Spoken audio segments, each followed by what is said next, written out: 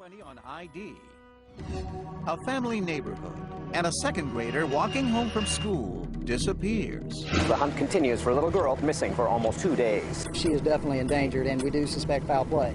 As a mother pleads for her child, I love you, and I just want you to come home. the search uncovers a shocking truth. A neighborhood filled with known sex offenders. You're making my child walk in a jungle of monsters every single day. And families wondering, are there more predators lurking? Every person I see, I'm in my mind, I wonder. What happened to Summer Thompson? I want to know what this monster did. A mother torn by grief. A community determined to help. We both looked at each other, and it was like we had to do something. And a killer with no place to hide. Watch out, we're coming. We're gonna get you. Welcome to 2020 on ID. I'm John Quinones. It is said that there's no greater bond than the one between a parent and a child. So when 7-year-old Summer Thompson didn't come home from school one day, her mother Dina began a desperate search. But as Chris Cuomo first reported in 2010, finding Summer would only be the beginning. Dina would soon learn that things in her tight-knit community were not as they seemed. It seemed like a page right out of the 1950s. Orange Park, Florida was a Norman Rockwell town where kids played on manicured lawns and lined up for the ice cream truck year-round, where neighbors chatted in each other's front yards and kept a watchful eye out for trouble. This was little 7-year-old Summer Thompson's playground.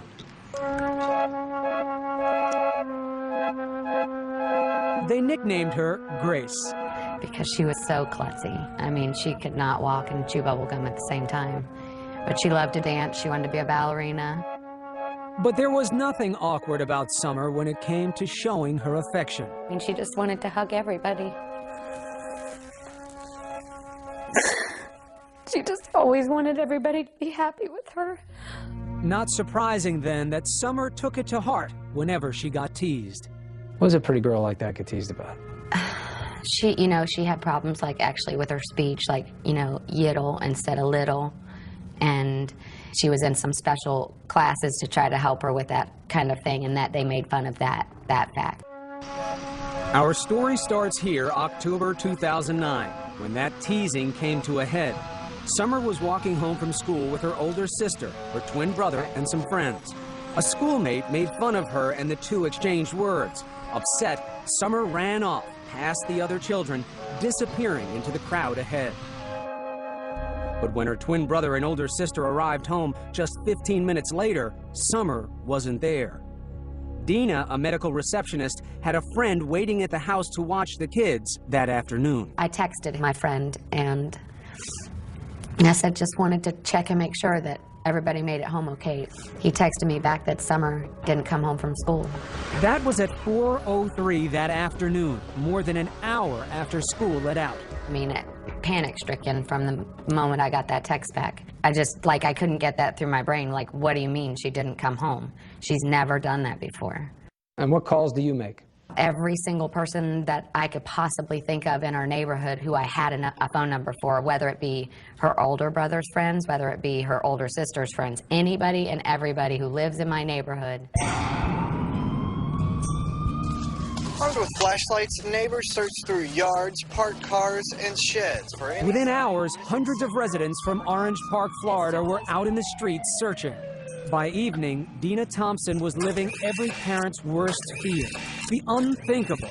Summer had vanished in plain sight.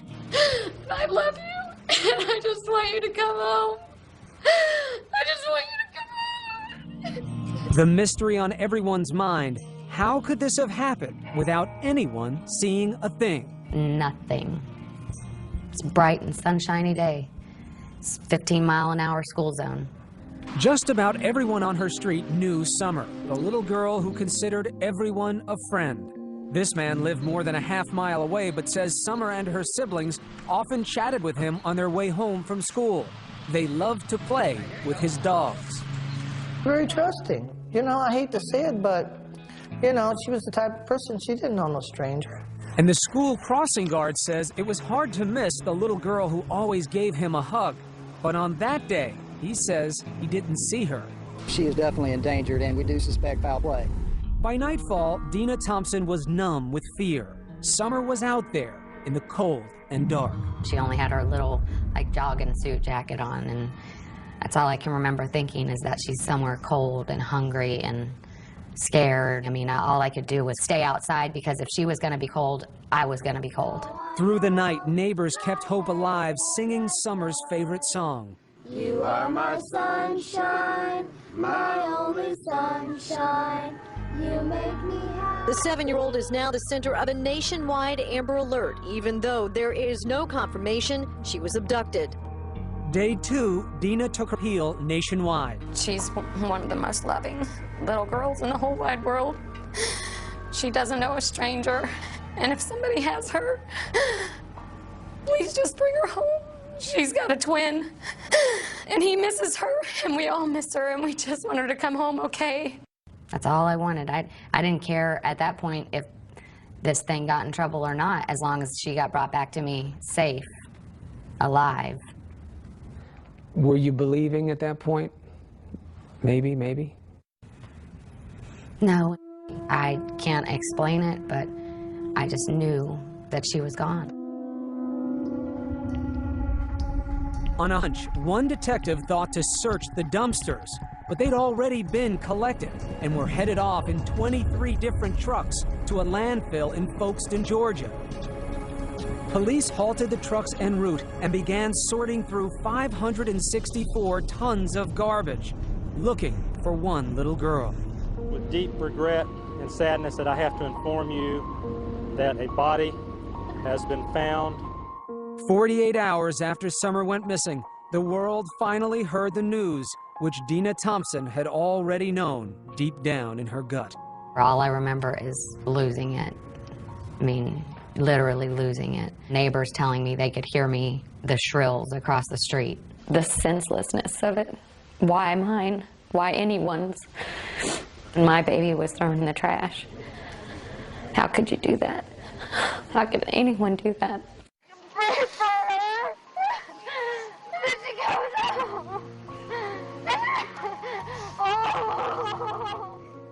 Within hours, police were on the trail of a monster. There is a child killer on the loose, and that's why we're going to catch this person and bring him to justice.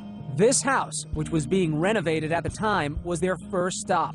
It was the last place anyone said they'd seen Summer alive. He says he was at this home Monday afternoon, and Summer ran up to the place and told workers they were doing a good job on the renovations. According to reports, there was another reason police were possibly interested in this house. The rug which Summer's body was allegedly wrapped in may have come from the construction dumpster there. According to these Clay County public records, Vincent Design and Bill is the construction And then, company. what seemed like a huge red flag. One of the men working at the construction house was a registered sex offender. But the community was in for another shock. Turns out being a registered sex offender here, in this seemingly pristine neighborhood, is all too common. 162 registered predators and sex offenders were located within a 5-mile radius of Summer's home. When we come back, a neighborhood on edge. It's scary to think how many people are actually doing that in our community right now.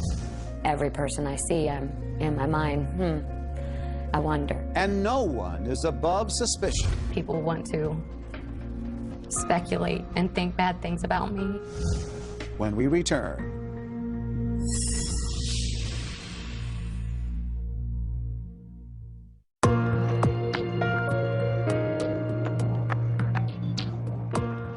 Seven-year-old Summer Thompson has vanished while walking home from school. As police continue their investigation, early clues point to someone nearby. But are they looking in the right direction? Once again, Chris Cuomo.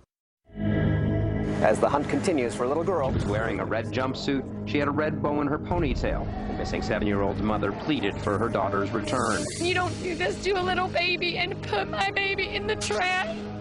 After Summer Thompson disappeared, the residents of Orange Park, Florida were stunned to learn that their children had been walking through a virtual minefield of registered sex offenders each day.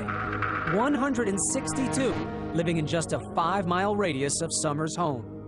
It's scary to think how many people are actually doing that in our community right now. And I'm talking not in dozens, I'm talking hundreds of cases that we got out there. It's a very scary thing. Had you any idea? No. Another surprise for Dina Thompson was that early on, she and her friends were under suspicion because in many other missing child cases, family members have been implicated. That's one of the things that hurts me the most, that people want to speculate and think bad things about me. When it came out how many predators were in the neighborhood, Dina says she took more heat for being a single working mother who let her kids walk home themselves from school. But that decision was really made by the state of Florida. By law, because Dina lived less than a mile away from school, her kids weren't eligible for busing. Unbelievably, in Florida and 22 other states, registered sex offenders can live and work within 1,000 feet of a school. That makes no sense to me. You're making my child walk in a jungle of monsters every single day walking home from school. According to these Clay County public records, Vincent Design and Bill is the construction company working on the vacant home on Gano Avenue. George Vinson was one of those offenders. He worked at that construction house along Summer's route from school. But Vinson hadn't worked there that day, and his story checked out. The two men who had been there were also cleared. By all accounts, Summer had left this house alive. Within days, police had accounted for the whereabouts of all registered sex offenders in the area. But Dina Thompson couldn't shake the feeling that the killer was still nearby, watching. Every person I see, I'm in my mind, I wonder. Neighbors told us they too eyed each other with suspicion. Just it makes you just not feel comfortable and not feel safe in your own neighborhood. It's a shame. Several of them voiced concerns about an older man living just down the street, known as Grandpa Charlie, whom they said often took little girls for rides on his bicycle. But further investigation cleared Grandpa Charlie of any connection to Summer's murder. Police then turned their attention to another man. This one lived closer to Summer's school. There's only one house between the one where Summer was last seen and the corner where the crossing guard says he never saw Summer pass by. That home is owned by Richard Corpus. Come on, let's go. Corpus is a 55-year-old handyman who works out of his home and spends a lot of time talking to kids. I'm always outside. I mean, I see the kids in the morning, I'm loading up my equipment. I see them in the afternoon. I'm, coming in from cutting grass. I got lots of kids that pass by. We first met Corpus a few weeks after Summer was killed. We found him standing at the corner near his house, greeting children on their way to school. Here he is pulling out his new puppy from inside his vest. He says kids love dogs. I still will go out and greet kids and let them pet my little dog, because I think it brings happiness to the kids in the neighborhood. Corpus says he used to find Summer with her face pressed up against his chain-link fence. Just so the dog will go and lick her face. Because she always ran out to pet every animal. Dina knew her daughter was drawn to dogs, and it had always worried her. It would drive me crazy. I'd be like, Summer, I know you love animals, but you don't know these people, and there's bad in this world, and it would hurt Mommy so bad if you never came back, and my worst nightmare is here. Over the next month, police honed in on Corpus. He says they seized his computers and monitored his calls. I'm not a predator, but I can tell you this. Every time the police walk in my house, I start shaking. I know they're following me. I know that they're into my computer, looking, analyzing. And I'm not trying to get emotional, but I'm telling you quite honestly, there are 30 kids right now that are waiting for a Santa Claus. That's because Corpus usually plays Santa at the local Filipino club each year, but not anymore. Because I'm afraid one of these parents will turn around and try to make me out something that I'm not, but just a good, kind man.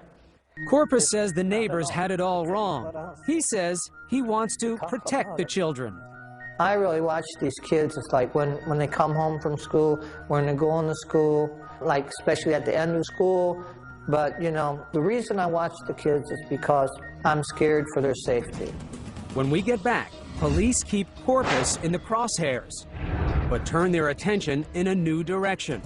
Why did the shed at this house suddenly disappear? He would run from the shed back there and just run back and forth, back and forth. He'd be out there sometimes 5:30 in the morning just running. New suspect comes into focus. Stay with us.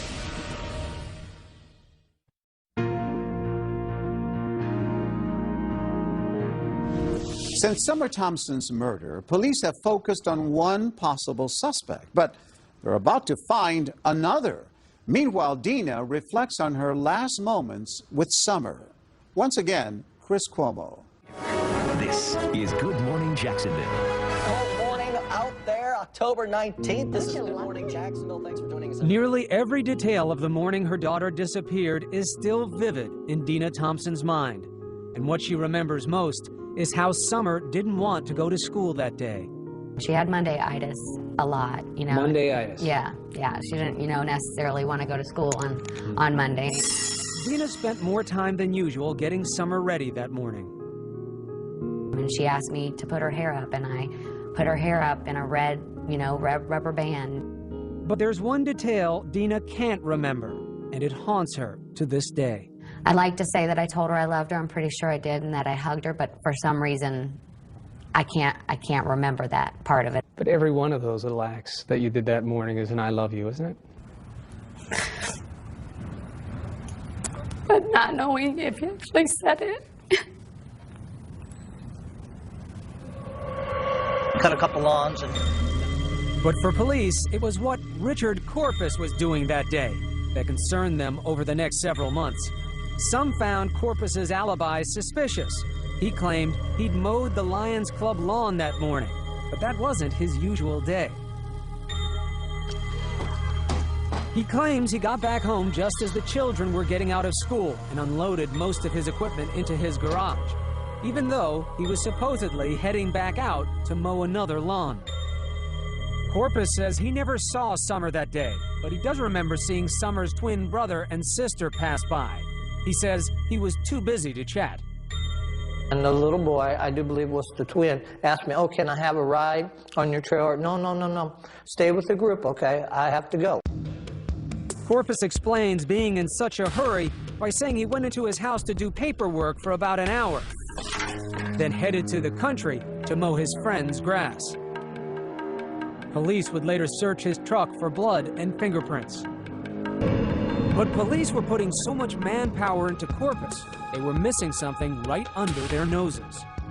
Investigators had spent most of their time on this house, Corpus's house, because the crossing guard at this intersection said he didn't see Summer. But what if he missed her?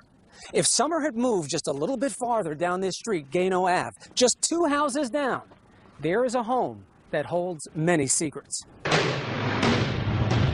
Turns out police already had a sex crime investigation pending on a 24-year-old man named Jared Harrell, who lived in this house.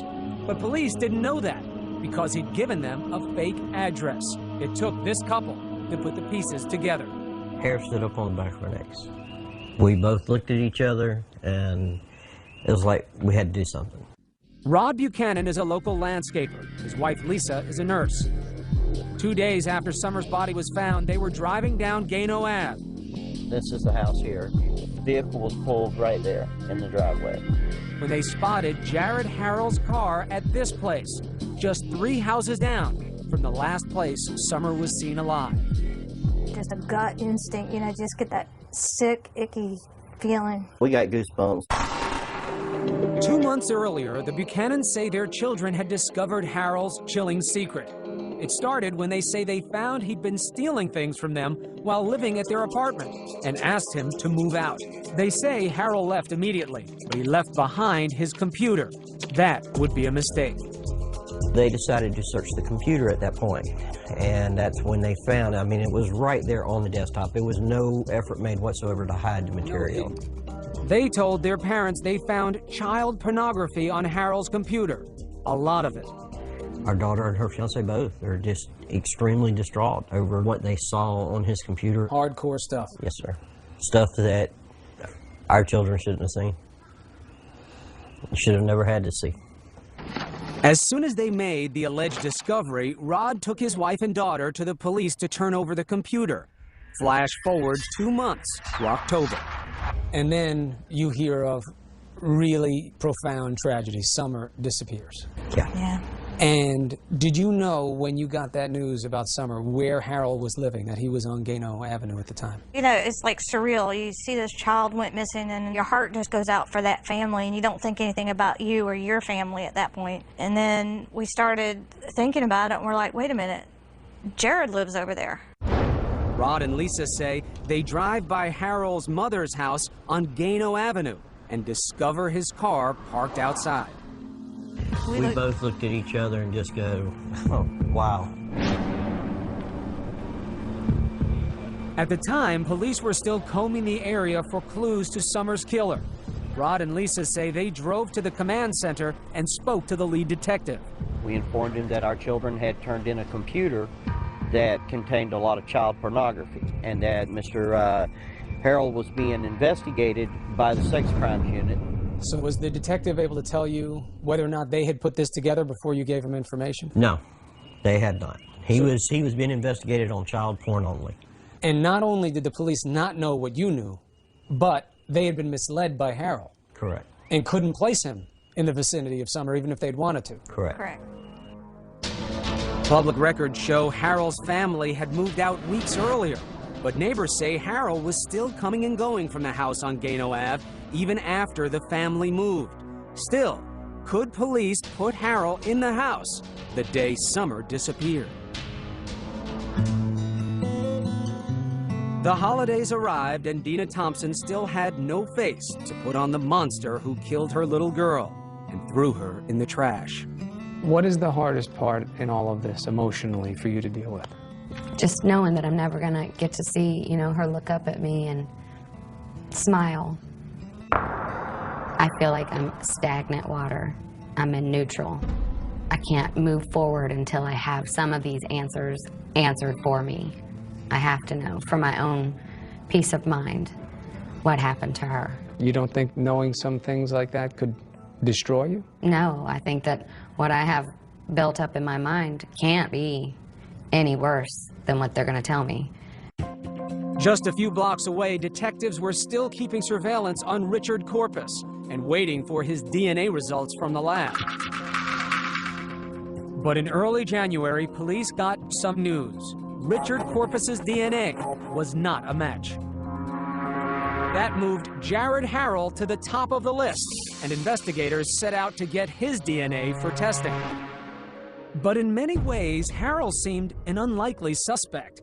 It appeared he came from a civic-minded family, well-regarded in the community. His stepfather, General Daly, had been highlighted on a local station for his volunteer work during emergencies. General Daly is part of the Duval County Amateur Radio Emergency Services.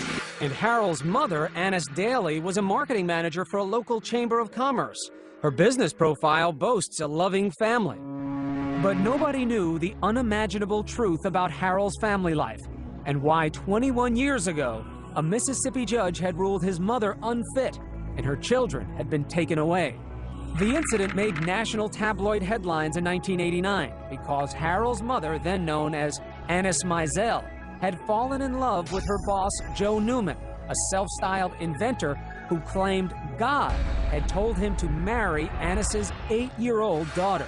He said, "You will accept the love of this young child, or I'll take your son to be with me." Newman talks about this in a 4-hour video he's produced about his life, a video that features his son and his wife of 15 years, whom he was still married to when he performed his own marriages to Harold's 8-year-old sister and Harold's mother, Annis, as well. I'm one hell of a man, and that's what girls have told me who've been with me. Newman claimed God would tell him when to consummate his marriage with Harold's sister. Jared was only 3 years old. A judge put Harold and his sister in the hands of social service workers. 6 years later, Annis would get them back, but relatives say things were never stable very long. Records show Annis had at least 56 different addresses in almost as many cities while Harold was growing up. She'd been married 4 times, filed for bankruptcy 3 times, was evicted from at least 1 home, and was found guilty of grand theft after allegedly stealing thousands of dollars from her employer. Well, we didn't discuss what was going on with him and his mom and dad. All this came as a shock to Lisa and Rod Buchanan, who had known Harold's current stepfather from their church for several years and never guessed Jared was so troubled. You would look at this guy and you'd say, big, gentle giant. Wouldn't hurt a flea. So how would this gentle giant, who was unknown to Summer Thompson's family, lure her into this house? Well, it turns out there was someone living here that Summer liked a lot. It wasn't Jared Harrell. It was a dog. This dog, which according to a classmate, Summer sometimes stopped to play with on their walk home from school. Shortly after Summer's death, people noticed the dog was gone, and so was this shed, which neighbors say had been in the side yard of the house on Gano Ave the day Summer disappeared. And Harold had moved out too, shortly after Summer was murdered. He went to live with his mother some 30 miles away, and the shed went with him. According to his new neighbors, Harold was acting strangely from the start. He would run from the shed back there and just run back and forth, back and forth. He'd be out there sometimes 5:30 in the morning just running. They say he'd run for hours as if trying to shake off something that was tormenting him. Just like crazy running, like a kid would run when they're mad. And around January, they also started noticing something else. Suddenly, police were staking out their neighborhood. They would sit like at the end of the road in other people's driveways. Then suddenly, Harold vanished. He fled to Meridian, Mississippi, not far from where he was born. He'd gone to stay with his aunt, who, according to her postings on the internet, is a self-proclaimed artist of the macabre, exhibiting a fascination for death, tortured bodies, and mutilation. Police track Harold down, and in February they arrest him on 29 counts of child pornography based on computer evidence brought to them by the Buchanans months earlier. Harold pleads not guilty. They also name him as a person of interest in the Summer Thompson case. Mr. Harold, you are charged with 29 counts of possession of photographs of sexual performance by a child. Police then searched Harold's mother's house and the one on Gano Avenue in hopes of finding evidence to link him to Summer's murder. When we get back, the questions begin to mount. Why hadn't police gotten Harold off the street before that fateful day when Summer passed by? And Harold's mother makes a surprising jailhouse call. And the thing is that I'm your alibi, so I have to be real careful. Stay with us.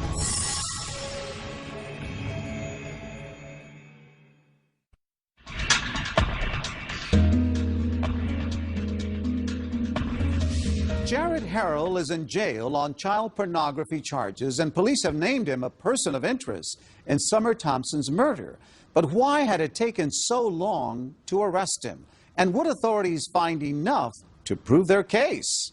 Once again, Chris Cuomo. Police worked late into the night as they searched both houses where Jared Harrell lived, looking for evidence to link him to the murder of Summer Thompson. I never really noticed him. I never really suspected this guy. 2 houses away, Richard Corpus, the man who police had suspected for months, was breathing a sigh of relief. If I didn't have a family, I'd probably be dead. I probably would have killed myself around Christmas. Because that's how deep it got to me. Because I couldn't clear my name. In the meantime, Jared Harrell was sitting in a Mississippi jail on $1 million bond. A few days after his arrest for child pornography, Harrell's mother gives him a call. Keep your chin up, keep your mouth shut, and get an attorney. Just don't believe anything. Honey, I don't believe anything. Trust me. And the thing is that I'm your alibi, so I have to be real careful. Police records say Harrell and his mother both claim they were together during the critical hours that Summer disappeared. So who was this 24-year-old who still lived with his mother and depended on her financially? Relatives say Harrell had always been overweight and slow in school. He'd often been picked on, even by his 2 younger stepbrothers. His MySpace profile, taken down just before the arrest, paints a picture in contrasts. There was the 250-pound kid who could laugh at fat jokes on YouTube videos. Is this face really strong enough? And then glimpses of someone who can't take it anymore, seemingly wanting revenge. Tops on his playlist a song called Waking the Demon, in which the victim of bullying is transformed by blind rage, viciously attacking and killing his tormentor. A peek into the mind of someone who's about to snap, or nothing more than just teenage angst.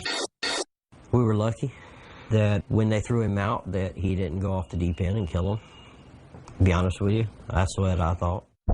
Rod Buchanan's daughter, Katie, was Harold's former roommate. He says when Katie turned in Harold's computer 2 months before Summer went missing, she told police she feared Harold might have done more than just look at those pictures. He might have known some of the children. After all, Harold had plenty of access to kids. He babysat the children of family members, and they lived in a neighborhood filled with young children. But it would take 6 weeks before police would get a search warrant to look at Harold's computer, and several more months would pass before they searched Harold's home, even though they'd been tipped off by the Buchanans that Harold lived nearby. Turned out Katie's fears were real. Right, remain silent. Anything you say can will be used against you. Police say they found Harold's camera containing a video with horrifying images of Harold molesting a 3-year-old child. The victim was a relative. Harold was charged with 26 more counts, including molestation. Again, he pleaded not guilty. The mother of the child he'd molested recognized where the alleged crime took place, in Harold's bedroom on Gano Ave. And the question on everybody's mind was, what took police so long to get Harold off the street? What if they had acted sooner, when the computer had first been brought to their attention back in August? Would Summer still be alive? Of course he could have been off the streets. He could have been. Tammy Lears is a computer forensics expert who's worked on several high-profile cases involving child porn. She says the concern that Harold might have known at least one of his victims should have been an immediate red flag. That is probable cause in all of the cases I've seen. That was enough to look. That was enough to go in and get a search warrant so that they could do a forensic preview. Lears says what makes this case different is that police had a tip that Harold might have been molesting someone he knew. They should have acted immediately to see whether there was a child in danger. Because as it turns out, that was true. 2020 repeatedly asked the sheriff's office for an interview about their investigation. They declined. But police issued a statement saying they followed protocol. They say Harold claimed he was being set up, and after an ambiguous response on a polygraph from one of the roommates, police say they first had to rule out Katie and her fiancé as suspects. Our children were basically treated as primary suspects, and their internet records were searched, their financial records were searched. They actually had to go through lie detector tests. Our baby cried because they searched her underwear drawer. For 2 months, they investigated them. You don't wonder, under the category of what if, that time had been spent looking at Harold instead of your daughter and her fiancé?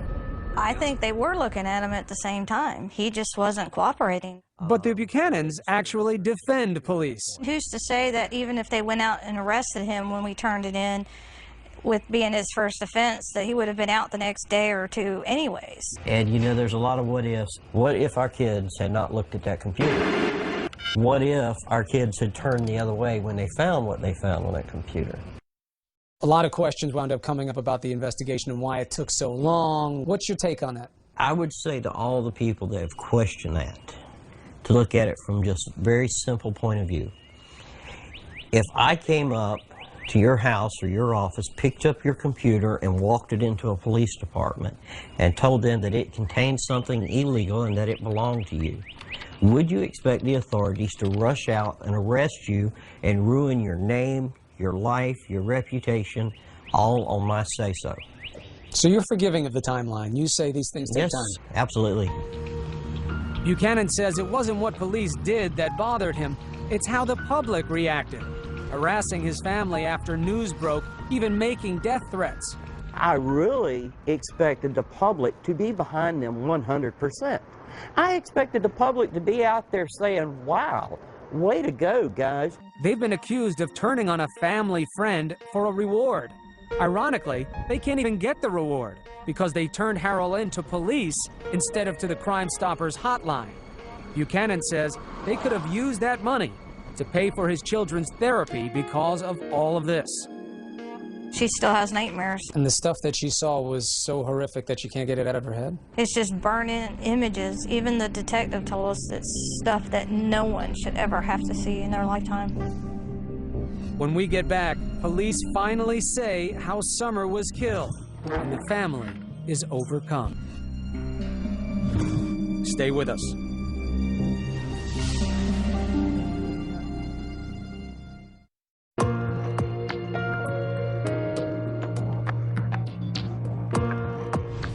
Watch out, we're coming.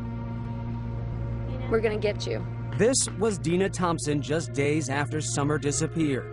And this was 5 months later, after news broke that Jared Harrell had been charged with the murder of her little girl. Jared, Harrell, we got you, and you ain't getting away.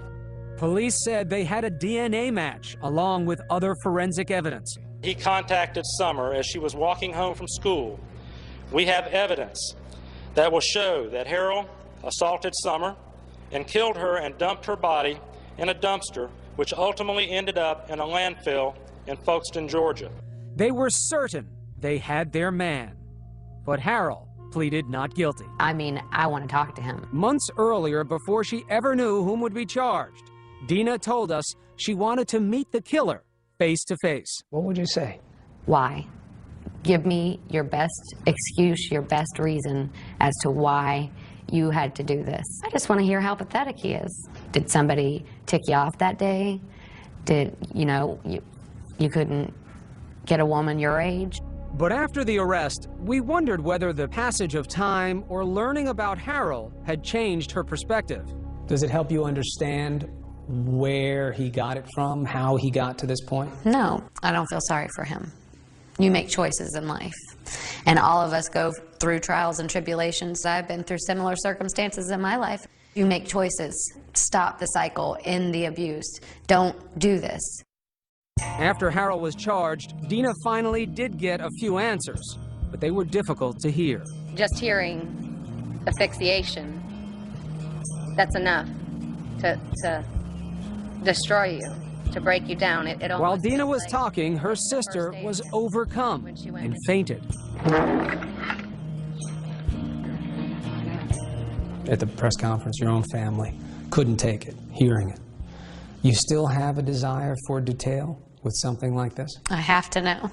And I feel like I deserve to know the intimate details of what happened to her. She was my baby, she was my responsibility, and I want to know what this monster did. I was there when she came in, and I want to know if she had to suffer when she went out. And after all the shocking information this manhunt has unearthed about her neighborhood, Dina told supporters, I'm glad he's behind there, but there's many more lurking in the depths, and that's what we've got to try to figure out, how to get to them. Nobody's safe. What hurts the most is that as a parent, I feel like I failed. Do you blame yourself? Absolutely. Why? Because I'm her mother and I was supposed to protect her. I was supposed to keep her safe. And I failed at that. You failed. You failed by sending her off that morning, doing her hair and telling you that you loved her and sending her with her brother and sister like you did every other day? I know that it doesn't make sense. It doesn't have to make sense though, right? Not to a mom. But at some point you have to let that go, right? I guess eventually, but I don't know when that'll be. Dina says right now she wants Harrell to get the death penalty, but she finds little comfort in seeing justice served. You set yourself up to think that it's gonna make it all better. You're gonna be normal again. And I won't ever be normal again. My normal. Dina says she has a new normal, advocating for children. Yes. She wants laws changed, allowing Amber Alerts to be issued sooner, getting predators away from schools, and allowing all children to ride the school bus. God's given me a big mouth, and I plan on using it. To start, Dina kicked off the newly formed Summer Thompson Foundation at a benefit concert. I am officially reclaiming our children's innocence and their safety. These animals will not get us, we'll get them. Justice for Summer means justice for children. She says it was a moment of healing for the whole family, especially hearing this from Summer's older sister, Abby. Just know that Summer's never going to be gone. She's always going to be in your heart. And it was a moment of triumph, too, when Abby and her brother sang their tribute to Summer. You'll never know, dear, how much I love you. Seeing your family be strong, seeing them be happy and having joy in life, that's the power. That's the power. And for Summer's twin, a mother's special wisdom to help him carry on. He's asked me, do you think that she has her invisible eyes where she can see through the roof and see through the top bunk and see me? And I said, she's got her invisible eyes. And I tell him that he'll see her in his dreams and that someday, none of us know when, we'll all be back together. And I said, it will be like you were never apart. You have a message for parents. What is it? What do you want to tell parents like me? Your child could be taken in the blink of an eye, and you'll never see them again. And that is the worst feeling I can even imagine. If they want to do something with you and you think they're going to make a bigger mess, so what? Play games with them, read stories to them, tell them you love them, tell them often. Love your kids. They're a gift from above, and you don't know how long you have with them. Love them with every ounce of your being. Please don't take my sunshine away.